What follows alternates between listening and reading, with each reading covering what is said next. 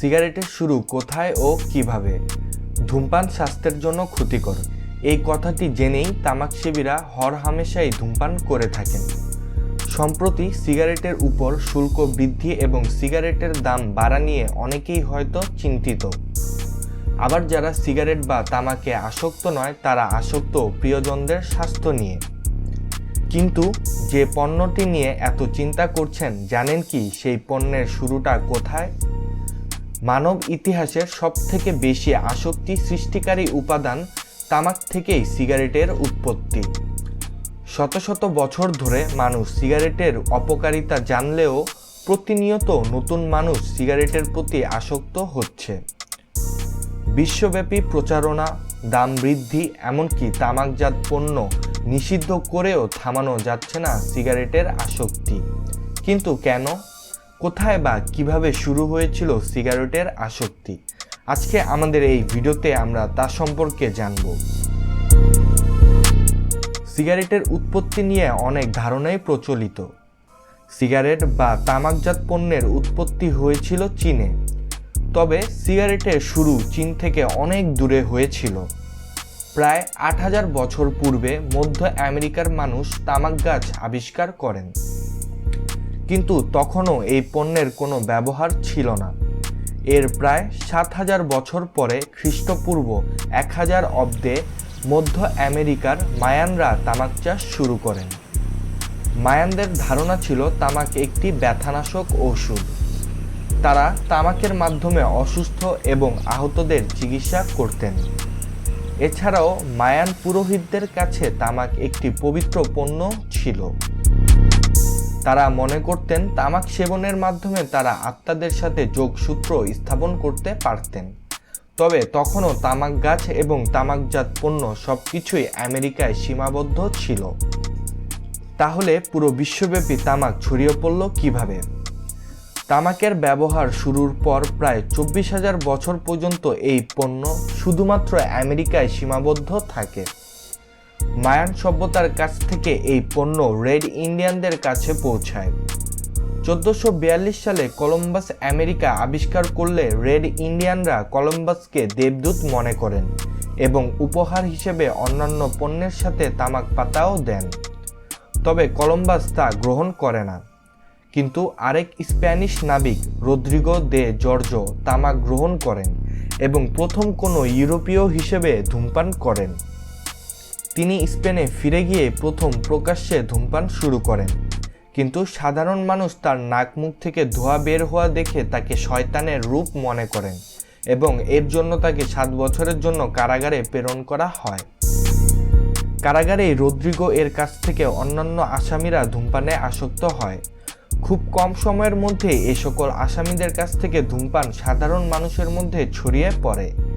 এমনকি তামাক আসক্ত স্প্যানিশ ডাক্তার মোনারদেস ঘোষণা দেন যে তামাক স্বাস্থ্যের জন্য খুবই উপকারী এবং তামাকের মাধ্যমে ৩৬ রকমের রোগ নিরাময় সম্ভব, যা রাতারাতি তামাককে পুরো ইউরোপব্যাপী জনপ্রিয় করে তোলে এবং স্প্যানিশ রাজপরিবার এর সুযোগ নিয়ে একচেটিয়া তামাক ব্যবসা শুরু করে।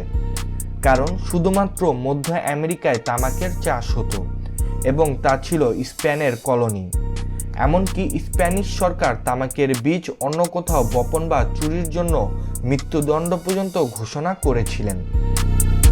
তবে ১৬০০ সালে স্যার ওয়াল্টার রিলি ভার্জিনিয়ার এক গভর্নরের মাধ্যমে একটি পাইপ লাভ করেন এবং তা ইংল্যান্ডের রানীকে উপহার হিসেবে দেয়। রানীর পছন্দ না হলেও রাজা প্রথম জেমস তামাককে একটি লাভজনক পণ্য হিসেবে দেখেন এবং সদ্য প্রতিষ্ঠিত কলোনি ভার্জিনিয়ায় এর চাষ শুরু করার নির্দেশ দেন। মধ্য আমেরিকা থেকে চুরি করা তামাক বীজ থেকে ভার্জিনিয়ায় শুরু হয় সবথেকে বড় তামাকের চাষ। কিছুদিনের মধ্যেই উপকারী পণ্য হিসেবে পুরো ব্রিটেন জুড়ে শুরু হয় তামাক সেবন। তামাক শুধুমাত্র ব্রিটেনেই থেমে থাকে না, বরং চলে যায় সকল ব্রিটিশ কলোনিতে। এভাবে এশিয়ার বাজারে তামাক প্রবেশ করে। কিন্তু পাইপ থেকে সিগারেটে রূপান্তরিত হয় কিভাবে?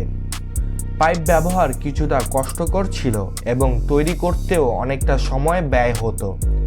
তাই মার্কিন কিছু ব্যবসায়ী একটি বিশেষ পেপারের মাধ্যমে তামাক ঢুকিয়ে অন্য পাশে ফোমের ফিল্টার তৈরি করে বাজারে বিক্রি শুরু করেন। তবে এগুলো হাতে প্রস্তুত করতে হতো এবং অনেক ব্যয়বহুলও ছিল, যে কারণে শুধুমাত্র ধনী আমেরিকান এবং ব্রিটিশরাই সিগারেট সেবন করতে পারত।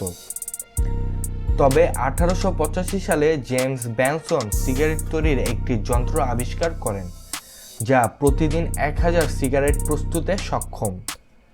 তিনি মার্কিন টোবাকো নামক একটি কোম্পানিও প্রতিষ্ঠা করেন। রাতারাতি এটি সাধারণ জনগণের কাছে সর্বোচ্চ সংখ্যক সিগারেট পৌঁছে দিতে পারত। জনগণ ধনীর পণ্য হিসেবে পরিচিত সিগারেটকে স্বল্প মূল্যে পাওয়ার কারণে খুব সহজেই গ্রহণ করে এবং সিগারেটকে উপকারী পণ্য হিসেবে ব্যবহার শুরু করে, যার ফলে 1900 সালের পূর্বেই পুরো পৃথিবীতে সিগারেট ছড়িয়ে পড়ে। পৃথিবীর প্রায় 3 ভাগের 1 ভাগ মানুষ সিগারেটের প্রতি আসক্ত হয়ে পড়ে। তামাকজাত পণ্য এবং সিগারেটের আবিষ্কার 8000 বছর আগে হলেও 1892 সাল পর্যন্ত বিজ্ঞানীরা নিকোটিনের পিওর ফর্ম জানত না। নিকোটিনের পিওর ফর্ম আবিষ্কারের পরেই বিজ্ঞানীরা তামাকের ক্ষতির দিক সম্পর্কে ধারণা লাভ করেন, কিন্তু তখন সিগারেটের প্রচার এতটাই ছিল যে এই আবিষ্কার চাপা পড়ে যায়। তবে 1940 সালে নাৎসি বিজ্ঞানীরা আবিষ্কার করেন সিগারেটের লাংসের ক্যান্সারের জন্য দায়ী। পুরো জার্মানি জুড়ে ব্যাপক প্রচারণা চালান। বিশ্বযুদ্ধ শেষ হলে আমেরিকা এবং ইউরোপীয় বিজ্ঞানীরা একই তথ্য আবিষ্কার করেন। 1960 সালে নাগাদ আমেরিকা এবং ব্রিটেনের রেডিও, টেলিভিশন, এমনকি বিলবোর্ডেও সিগারেটের প্রচার নিষিদ্ধ করা হয়। সে থেকেই পুরো বিশ্বে সিগারেটের প্রচার এবং নিষিদ্ধ করার জন্য প্রচেষ্টা চলে আসছে।